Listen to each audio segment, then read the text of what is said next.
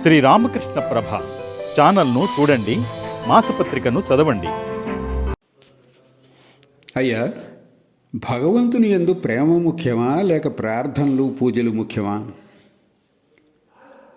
ముందు భగవంతుని యందు ప్రేమ కలగాలి, తర్వాత ప్రార్థనలు చేయాలి. ప్రతిరోజు ఆయన్ను కీర్తించడంలో గడపాలి. మనం వాడుకునే పాత్రలు ఎప్పుడో ఒకరోజు శుభ్రం చేస్తే సరిపోదు కదా, ప్రతిరోజు శుభ్రం చేయాలి.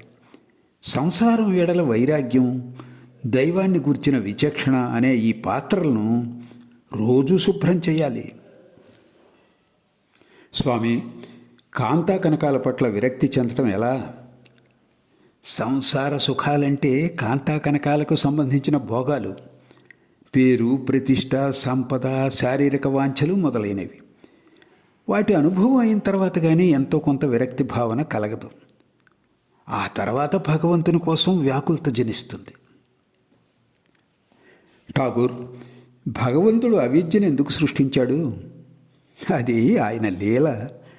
చీకటి లేనిదే వెలుగు విలువ గుర్తించలేం. దుఃఖం యొక్క అనుభూతి తెలియనిదే సంతోషం యొక్క అనుభూతిని పొందలేం. విద్య అవిద్య రెండు మాయ యొక్క పరిధిలోనివే. విద్య యొక్క ప్రభావం వల్ల సాధు సాంగత్యం, జ్ఞాన సముపార్జన, భక్తి, ప్రేమ, వైరాగ్యం వంటి లక్షణాలు సమకూరుతాయి. అవిద్య మాయ వలన రూపం, రసం, గంధం, స్పర్శ, శబ్దం అనే 5 గుణాలకు బానిసలై భగవంతుని ఉనికిని మరిచి ప్రవర్తిస్తారు.